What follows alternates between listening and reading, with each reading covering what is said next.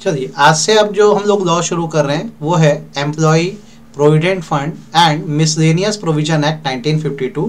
Short में इसे कहा जाता है EPF and MP act. MP मतलब मिसलेनियस प्रोविजन एक्ट 1952। एक्चुअल में ये एक रिटायरमेंट बेनिफिट लॉ है और ये 3 तरह की स्कीम्स कवर करता है, जिसमें सबसे पहली आती है एम्प्लॉय प्रोविडेंट फंड। बच्चों होता क्या है कि जैसे हम कहीं जब जॉब कर रहे होते हैं तो अगर हमें खुद से वॉलंटरीली बोला जाए पैसे सेव करो तो शायद हम उतना ना कर पाए। तो हमारी गवर्नमेंट ऑफ इंडिया ने प्रोविडेंट फंड स्कीम निकाली है। इसमें क्या होता है, जब आप कहीं जॉब ज्वाइन कर रहे हैं तो आपकी कंपलसरी सेविंग कराई जाएगी, जिसमें होगा ये कि आपका एक अकाउंट खुलवाया जाएगा जिसे पीएफ अकाउंट बोलेंगे। एक संस्था होती है जिसका नाम होता है EPFO, employ provident fund organisation, यहाँ आपका अकाउंट ओपन कराया जाएगा। अब इसके बाद क्या होगा, आपकी जो सैलरी है उसका 12% आपकी सैलरी में से कंट्रीब्यूशन जाएगा, जिसे हम बोलते हैं एम्प्लॉय कंट्रीब्यूशन। और आपने जितना कंट्रीब्यूशन किया है इक्विवेलेंट कंट्रीब्यूशन आपके जो एम्प्लॉयर हैं, मतलब जिन्होंने आपको जॉब पे रखा है, उनको भी करना होगा। तो आप इस हिसाब से देखेंगे तो आपकी तरफ से 12% जा रहा है, आपके एम्प्लॉयर की तरफ से 12% जा रहा है। करेंट रेट तो यही है। हाँ, कुछ एक्सेप्शनल केसेस में यही 12% का रेट 10% है। ये अभी आगे भी मैं आपको सिखाऊंगा। तो जनरली जैसे आप एक ऐसी एस्टेब्लिशमेंट को, मैं वर्ड यूज कर रहा हूँ सुनिएगा, एस्टेब्लिशमेंट मतलब होता है वर्क प्लेस को ज्वाइन करते हैं जहां 20 से ज्यादा वर्कर है, 20 और मोर वर्कर हैं, वहां पर प्रोविडेंट फंड लॉ एप्लीकेबल हो जाता है। और अगर आपने वहां नौकरी ज्वाइन करी है और यदि आपकी वहां पर वेजेस अप टू 15,000 रुपए महीना है, ऐसे तो देखिए प्रोविडेंट फंड हर लेवल के एम्प्लॉय का कटता है, बट अगर आपकी वेजेस 15,000 पर मंथ तक है तो आपके ऊपर ये पूरा स्कीम लागू होगी, जिसे बोला जाता है employ provident fund and miscellaneous provision scheme. अब जैसे आपकी सैलरी मैं बोलता हूँ 15,000 तक है, आपने इस इस्टेब्लिशमेंट या वर्क प्लेस को ज्वाइन किया तो आपकी वेजेस का 12% कटेगा और उतना ही कंट्रीब्यूशन आपके एम्प्लॉयर को करना होगा। अब होगा क्या, आपको जैसे यहाँ वर्क करते करते 10 ईयर हो गया, मतलब आपने 10 ईयर की कंटिन्यूअस सर्विस थी। ऐसा करते ही यहाँ पर एक दूसरी स्कीम भी लागू हो जाती है जिसको बोलते हैं पेंशन स्कीम। अब जैसे ही आपके ऊपर पेंशन स्कीम लागू हुई, कब हुई, जब आपने कितने साल की कंटिन्यूअस सर्विस दी, 10 ईयर की कंटिन्यूअस सर्विस दी। तो इस सिचुएशन में क्या होगा, अब जो अभी एम्प्लॉयर ने कंट्रीब्यूशन डाल रहे थे कितने परसेंट का, 12% का जो एम्प्लॉयर कंट्रीब्यूशन कर रहे थे, अब उसका 8.33% डाइवर्ट होके चला जाएगा पेंशन में और 3.67% जो है वो जाएगा प्रोविडेंट फंड में। तो देखिए अभी तक क्या हो रहा था, आपके ऊपर जैसे प्रोविडेंट फंड एप्लीकेबल हुआ, आपकी सैलरी का 12% और एम्प्लॉयर भी उतना ही कंट्रीब्यूशन इक्वल कर रहे थे किसमें, प्रोविडेंट फंड अकाउंट में। लेकिन जैसे आपको कंटिन्यूअस सर्विस करते 10 ईयर्स हो गया, अब आपका जो एम्प्लॉयर के साइड का कंट्रीब्यूशन है, अब उसका 8.33% किस में जाने लगेगा, पेंशन में, और 3.67 किस में जाने लगेगा, प्रोविडेंट फंड में जाने लग जाएगा। ठीक है। अब जिसके ऊपर पेंशन स्कीम भी लागू हो जाती है तो उसके ऊपर तीसरी स्कीम आती है, उसे हम बोलते हैं एम्प्लॉय, थोड़ा इसको मिटा के दिखता हूं तो आप लोग को ज्यादा अच्छे समझ आएगा। आई होप यहां तक तो अभी आपने नोट डाउन भी कर दिया होगा, पॉज करके नोट डाउन कर दीजिए, ज्यादा बेटर होगा। आपने नोट डाउन भी कर दिया होगा। अब यहाँ पर ये देखिए, मैं इसको मिटाता हूं। अब जिसके ऊपर पेंशन स्कीम और प्रोविडेंट फंड स्कीम लग रही है उसके ऊपर तीसरी स्कीम भी लागू हो जाती है और इस स्कीम को कहा जाता है एम्प्लॉय डिपॉजिट लिंक्ड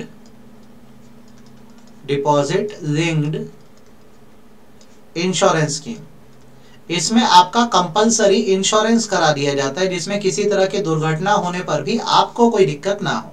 तो अब आप सम अप करेंगे तो ये स्कीम क्या है, एम्प्लॉय प्रोविडेंट फंड, पेंशन और डिपॉजिट लिंक्ड इंश्योरेंस स्कीम। जब हम तीनों स्कीम को जोड़ते हैं तो बनती है ईपीएफ एंड एमपी एक्ट 1952 की स्कीम। यहां तक समझ आया। अब जैसे हम इसके आगे बढ़ते हैं, जो हमने पढ़ा, अब देखिए स्टेप बाय स्टेप बढ़ते हैं हम लोग। इस एक्ट का ऑब्जेक्टिव क्या है, तो जो employ provident fund and miscellaneous provision scheme act है, ये एक सोशल वेलफेयर लेजिस्लेशन है जो बेसिकली एक सिस्टम क्रिएट करके दे रहा है आप ही लोग के भले के लिए। आप लोग मतलब एम्प्लॉयज के लिए, जिसमें प्रोविडेंट फंड, पेंशन फंड और डिपॉजिट लिंक्ड इंश्योरेंस फंड की बराबर व्यवस्था है। ठीक है। एक्ट मेनली क्या कर रहा है, सोशल सिक्योरिटी प्रोवाइड कर रहा है और मनी असिस्टेंस दे रहा है किसको, इंडस्ट्री में काम करने वाले एम्प्लॉयज को और उनकी फैमिलीज को भी, यदि इन एम्प्लॉयज की डेथ हो गई। इसमें 3 स्कीम कवर होती है। अच्छा, हमको एग्जाम में ना याद रखना, सीएमए में क्वेश्चन पूछ सकता है कि बताइए ईपीएफ एंड एमपी एक्ट में कौन कौन सी स्कीम आती है। तो 3 स्कीम कौन कौन सी है? एक है एम्प्लॉय प्रोविडेंट फंड स्कीम 1952, दूसरी है एम्प्लॉय पेंशन स्कीम 1995 और तीसरी एम्प्लॉय डिपॉजिटिंग इंश्योरेंस स्कीम 1976। तो जिसके ऊपर पीएफ स्कीम लागू होगी, 10 साल नौकरी कर देगा तो पेंशन स्कीम भी लागू होगी और इंश्योरेंस स्कीम तो है ही है। ठीक है, अब धीरे धीरे आगे बढ़ते हैं। जैसे एक्ट की एप्लीकेबिलिटी, तो सेक्शन 1 सब क्लॉज 3 क्या बोलता है कि ये एक्ट एप्लीकेबल है कहाँ पर? हर एस्टेब्लिशमेंट जो कि एक फैक्ट्री है, जो एक इंडस्ट्री में एंगेज है, जहाँ पे कितने से ज्यादा लोग काम कर रहे हैं? 20 से ज्यादा लोग काम कर रहे हैं। अच्छा, फैक्ट्री के अलावा जैसे कोई और एस्टेब्लिशमेंट है, वर्क प्लेस है, कमर्शियल एरिया है, जहाँ पे 20 से ज्यादा लोग काम कर रहे हैं, वहां पर ये एक्ट एप्लीकेबल हो जाता है। कौन सा act? EPF and MP act. Central government चाहे तो 2 महीने का नोटिस देकर क्या कर सकती है? इस एक्ट को उन एस्टेब्लिशमेंट में भी लगा सकती है जहां 20 से कम एम्प्लॉय है। ठीक है, एक बार ये एक्ट अप्लाई हो गया, once the act is applied, ये कंटिन्यू अप्लाई होगा अगर आपके मेंबर 20 से कम हो गए तो भी, ये बात ध्यान रखना। ठीक, इसमें एक केस है Good Shepherd Public School versus EPF organisation का। इसमें एक सवाल उठा था, अगर स्कूल में 20 से ज्यादा टीचर है तो क्या उन पर भी ईपीएफ एक्ट लगेगा? तो जवाब है बिल्कुल लगेगा। कहाँ कहाँ ये एक्ट एप्लीकेबल नहीं होता, ये 7 मार्क्स का क्वेश्चन है, बहुत अच्छे से ध्यान रखिएगा। ठीक है, अभी हमारा पैटर्न ही है ना, सीएम इंटरकम को 7 मार्क्स के क्वेश्चन आते हैं। तो सेक्शन 16 सब सेक्शन 1 बेसिकली बोलता है कि जो ये आप एक्ट पढ़ रहे हैं ईपीएफ एक्ट, ये कुछ प्लेसेस पे एप्लीकेबल नहीं होता।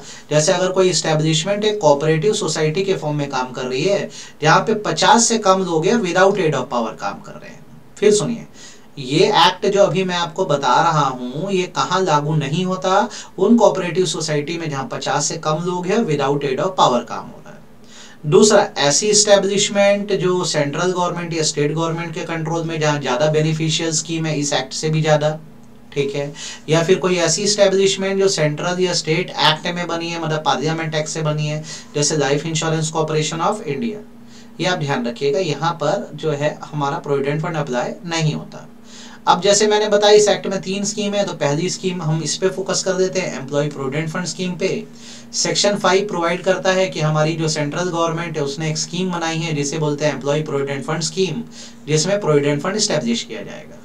ये स्कीम लागू हुई है देश में 2 सितंबर 1952 से, और इस स्कीम को चलाने का सिस्टम ऐसा है बेसिकली कि यहाँ पर ऑर्गेनाइजेशन है EPFO, employ provident fund organisation.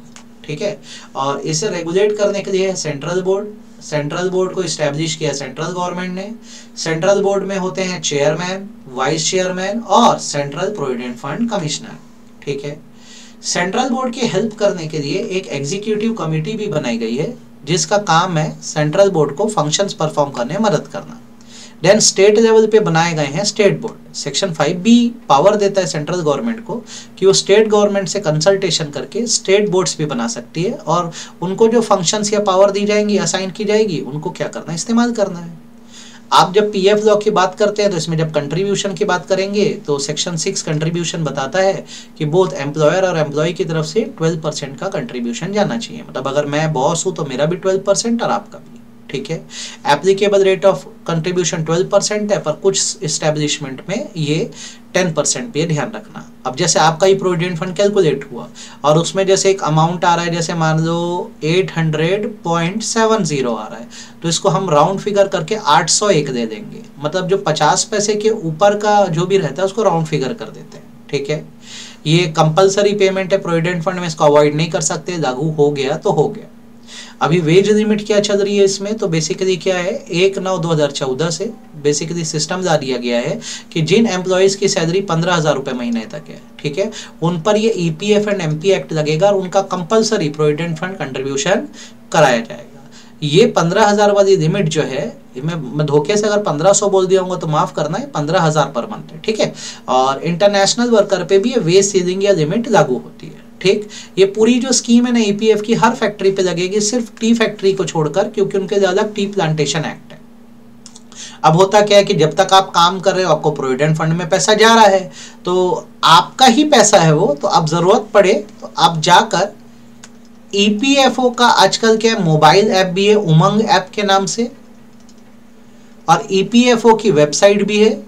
आप वेबसाइट पे जाके आपका जो जमा पैसा है उसको नौकरी के दौरान ही एक हद तक या एक लिमिट तक, जैसे लिमिट अलग अलग होती है, 50%, 75%, 90%, इतना पैसा आप या तो विड्रॉ कर सकते हो या प्रोविडेंट फंड के अगेंस्ट एडवांस दे सकते हो। तो आपको ये दोनों चीज़ें से क्वेश्चन आएगा ना कि प्रोविडेंट फंड से विड्रॉ कैसे किया जाता है या किन कामों के लिए। तो जैसे आपको एक ड्वेलिंग हाउस बनाना है या कोई फ्लैट खरीदना है या स्पेशल केसेस में कोई लोन रीपे करना है या रिटायर होने को ये है आपका 1 साल के अंदर अंदर, जब भी रिटायर होने वाले उसके पहले पैसा विड्रॉ कर सकते हो। वैसे ही अगर आपके पास काम नहीं है, जैसे अभी कोविड के टाइम कई लोग के साथ हुआ था, 1 महीने से ज़्यादा आपके पास काम नहीं है तो आप 75% बैलेंस विड्रॉ कर सकते हो। जैसे मेरा भी जमा हो के अगर प्रोविडेंट फंड 1 लाख हो गया तो मैं 75 लाख तक विड्रॉ कर सकता हूँ। ठीक है, एक बार अगर आपने विड्रॉ कर दिया तो उसको रीपे करने की जरूरत नहीं है, वापस डालने की आवश्यकता नहीं है। सिमिलरली आप प्रोविडेंट फंड के अगेंस्ट एडवांसेस या लोन भी दे सकते हैं, इलनेस के केस में, मैरिज के केस में, पोस्ट मैट्रिक एजुकेशन और बच्चों के केस में। कोई एबनॉर्मल कैलामिटी आ गई, जैसे फ्लड आ गया, रायट हो गया, ठीक है, या आपके घर की बिजली कट गई non payment of electricity bill के कारण, या एक पर्सन अगर फिजिकली हैंडीकैप हो गया तो आप एडवांसेस भी उठा सकते हैं। तो आई होप आपको ये प्रोविडेंट फंड स्कीम दिमाग में बैठी है।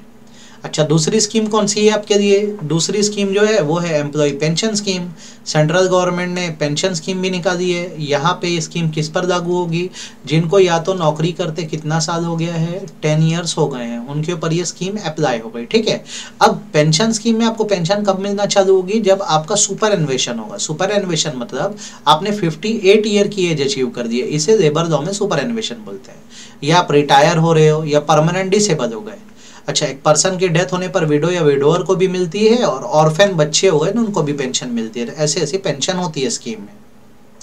कंट्रीब्यूशन का क्या सिस्टम है? तो यहाँ पर बेसिकली माना जाता है कि एम्प्लॉय तो कुछ भी नहीं कंट्रीब्यूट करता है पेंशन फंड में, कंट्रीब्यूशन एम्प्लॉयर की तरफ से जाता है। तो अभी तक जो 12% कंट्रीब्यूशन एम्प्लॉयर साहब कर रहे थे प्रोविडेंट फंड में, वो 2 हिस्सों में टूट जाएगा। अब से 8.33% कंट्रीब्यूशन होगा। कहाँ पर? पेंशन में। काहे का 8.33%? वेजेस का। और 3.67% कहाँ जाने वाला है? प्रोविडेंट फंड में। ठीक, एक बार अगर एम्प्लॉय 58 साल का हो गया तो अब उसको पेंशन मिल जाएगी। ठीक है, तो अब उसके बाद कंट्रीब्यूशन नहीं जाएगा। तो पेंशन फंड के कुछ नियम है, ध्यान रखिएगा। ये 7 मार्क्स का आता है। Provision of pension fund. Pension fund shall be administered by central board. ठीक, पेंशन स्कीम में भी provide for any of the following matter. पहला, एम्प्लॉय और class of employ to whom pension scheme से अप्लाई। कौन से एम्प्लॉयज पे? कौन से एम्प्लॉय जिनको कितने साल हो गए, बार बार बोल रहा हूँ, 10 साल। ठीक है, सबसे पहला। कितना एम्प्लॉयर का कंट्रीब्यूशन जाएगा पेंशन में? तो कितना जाएगा? 8.33% जाएगा। मिनिमम क्वालिफाइंग सर्विस कितनी होनी चाहिए? फिर बोल रहा हूँ 10 साल होनी चाहिए। कौन से फॉर्म में एम्प्लॉय फर्निश करेगा अपने बारे में? कौन से फॉर्म, रजिस्टर एंड रिकॉर्ड में हम एम्प्लॉय का डिटेल रखेंगे? पेंशन की स्केल क्या होगी, बेनिफिट क्या होगा, और पेंशन कैसे डिसबर्स की जाएगी, ये सारे प्रोविजन आते हैं। तो ये हो गई पूरी पेंशन स्कीम। अगर एग्जाम में आ गया ना पेंशन फंड के आप स्कीम में क्या क्या आता है, तो ये आपको जो पॉइंट्स दिख रहे हैं लिखना पड़ेगा। ठीक है, फिर आती है employ deposit linked insurance scheme. जिन पर पीएफ और पेंशन स्कीम लागू है सेक्शन 6C के हिसाब से, उन पर डिपॉजिट लिंक्ड इंश्योरेंस स्कीम भी लागू है। ये 1/9/1976 से आई है और ये हर इस्टेब्लिशमेंट पे लग रही है, टी फैक्ट्री इन असम को छोड़कर, क्योंकि उनका टी प्लांटेशन एक्ट अलग है। ठीक, इसमें बेनिफिट आपको जो इंश्योरेंस का 2.5 लाख रुपए से 6 लाख रुपए तक मिलता है। इसमें एम्प्लॉय को कोई भी कंट्रीब्यूशन नहीं करना है। एम्प्लॉय को कोई भी कंट्रीब्यूशन नहीं करना है। यहाँ कंट्रीब्यूशन एम्प्लॉयर सर ही करेंगे। कितना? 1% ऑफ वेजेस। जो भी एम्प्लॉय की वेजेस होगी उसका 1% प्रीमियम भरा जाएगा। ठीक है, आई होप यहाँ तक तो भी थोड़ा तीनों स्कीम समझ आ गई होगी। इसको एक बार मुझे पढ़ के दो, फिर आगे बात करते हैं। ये स्कीम सब थोड़ा सा देख लो अच्छे से, थरोली।